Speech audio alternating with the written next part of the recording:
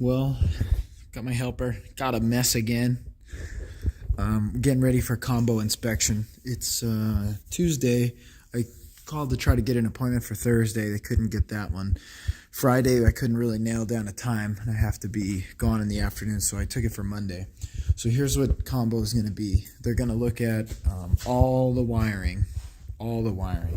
So like as an example, this outlet, they're going to check this. You're going to see that there's a staple anchoring the wires close to the box. They're going to make sure all these wires are run neatly. The wires can't be rubbing up against a pipe, so I put in this foam. I'm going to tape this foam down. They're going to look at these air conditioning lines. They're going to make sure there's plates to stop a drywall screw from going into the line, and same with the electrical and the plumbing.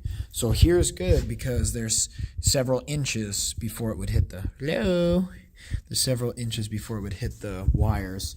But as an example, let's see, that one's close. I'm gonna have to plate that one. That one's too close. So I need to plate this right here. So I'm just gonna be putting in nail plates, kind of like this one. Plumber put in, because that's like about an inch, so they nail plate that. There's quite a few nail plates up there. That's actually a structural strap, but it serves the purpose of a nail plate for that drain pipe. He's also going to be inspecting the plumbing, so he's going to look at these drains. All these drains are filled with water. There's water all the way up to the roof right now. We filled one of the vents. So similar, there's a staple there. It's looped up into the box. He's gonna check this main panel. He's gonna look at some ground rods and everything. I got a lot of neatening up to do here, which is why I was trying to schedule for Thursday, because I'm gonna be working on this all day. It's still early. It's about 8:30 maybe.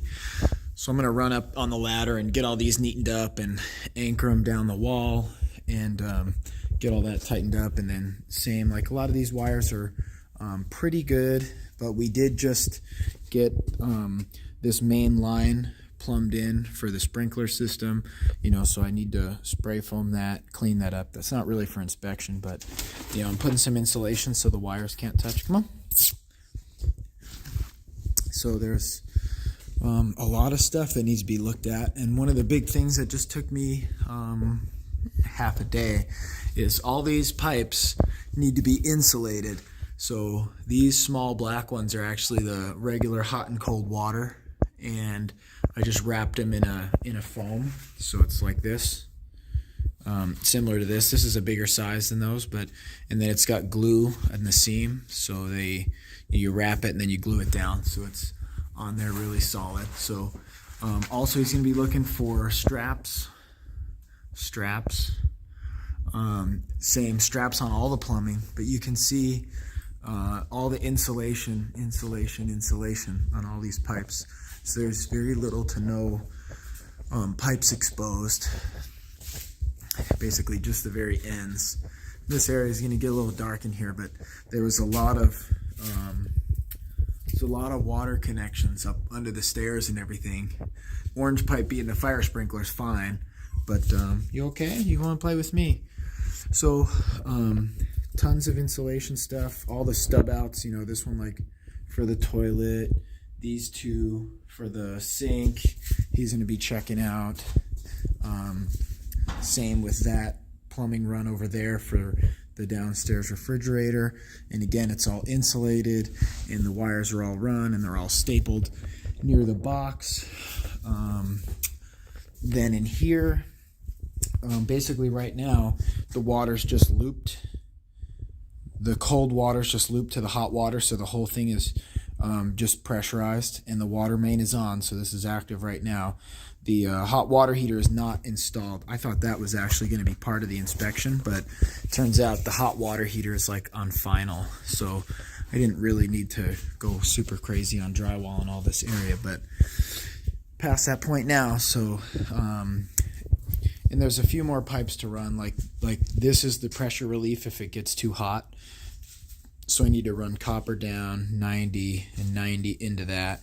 So, there's still some work to do, but that's not required for inspection. So if I get it done, cool, but if I don't, it's all right. There's that copper pipe. So again, all those drains you see as well, right? The toilet drain, this one that's a vent, all that right now has water in it, all the way up to the roof. So again, looking at all this wiring, the switches don't need to be installed, but he needs to be able to see that, hey, there's going to be proper grounding. The neutrals are all going to be tied together. They're labeled as to what they are. Going to follow this, check for staples. Come on. You know, just he's going to look at everything. Same insulation on the pipe. That pipe is for the hose, spigot, or bib outside on the deck. These pipes, all pressurized, or, you know, not pressurized, but all full of water, plated, strapped, electrical, anchored. Oh, that's fun. Lots of fun. And then, you know, lots of wiring on the ceiling to look for, making sure that no wiring is touching the sprinkler pipes. Tons and tons of wiring and anchors. There's a lot of staples and a lot of wire on this whole project. No, you can't go out there right now. Same outlets, switches, insulation, staples, straps. No leaks also, so that's why this has to be, it's full of water up above that, so there's water sitting on all this. So he's going to come around and look for any dampness, wetness. This, for example, has a plug in the end of it that when we're ready, when the kitchen cabinets get put in and the sink gets put on and we go to connect the sink drain, boom, we'll chisel that piece out and glue right inside of it. So all this is the rough, and just a lot of stuff. And then up here, that's where the AC lines are coiled up. So those are the refrigerant lines. There's going to be the mini split here and the mini split on that side. He's going to look for this condensate drain. I don't think he's going to look at the whole house fan yet, but I got a lot of work to do in this panel. You can see this is where I'm really working here. But, you know, I'm pulling these wires in from wherever they come from, labeling them. This one goes to the range, for example. This one goes to the dryer. So this one really just goes up and comes right back down over here. But I gotta get these brought in and land these wires. You know, so there's the whole ground bus, landing all the ones on the ground bus.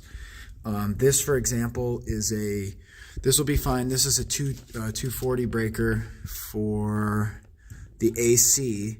That's a normal breaker, and this is a normal breaker because it's going to an outlet in the attic for the house fan. But all these with the purple buttons are the dual function breakers. So like this is $50 right here for one. So 50, 100, 150, 200, 250, 300, 350, and I got another 4 that I have to put in on this side for all these. So all the living space breakers need to be arc fault and ground fault protected.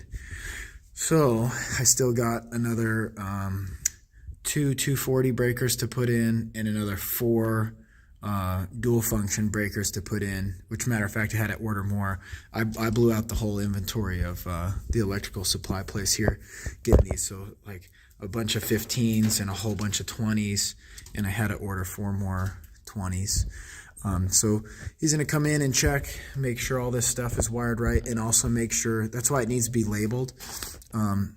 So like as an example, this balcony outlet, this balcony receptacle, because it's outdoor, it doesn't actually need to be dual function. It just needs to be GFI, a ground fault. So this one is going to land down here at this normal breaker, and then outside there will be a GFI breaker, which I have over here. And so for all the indoor stuff, I can just use a regular breaker because I can use a regular outlet like this one, because the function of the GFI and AFCI is going to be in the breaker.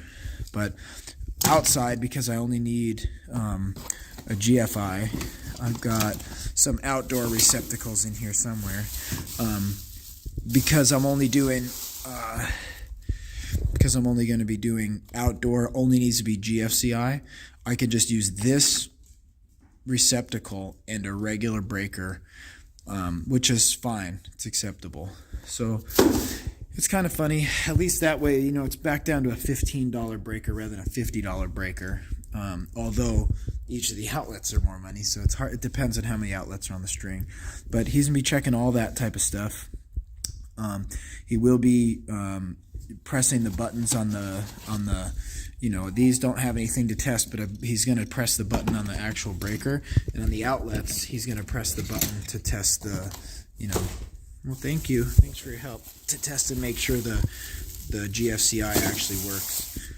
And so there's a lot of stuff still to be done, but we should be pretty ready for combo here. So like here, he could test these right here on this button. None of this is live, by the way, so you can't test it right now.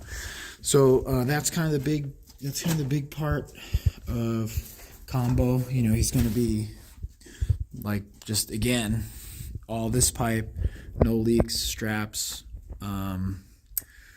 plates, insulation, no leaks, straps, no touching the wire, straps, plates. Matter of fact, the one thing, the hot mopper is coming today, and so this is all going to be hot mopped in, and there's going to be an inch or two of water in here when he comes, and so that's still got to happen. But that's today. He's coming today. So that's the one last thing. So I got a lot of neatening up to do. As you can see, I got a lot of cleanup, but also I'm just going to do some more staples and just keep getting things as neat as they could possibly be, and just rechecking to see if I missed any plates or anything. Yeah. And then the hot mopper will do his thing, and then we should be ready. Once we're ready for that, we could do insulation, drywall, and then stucco, and some more of the finish work after that. So, hey, that's the update. Is that the update?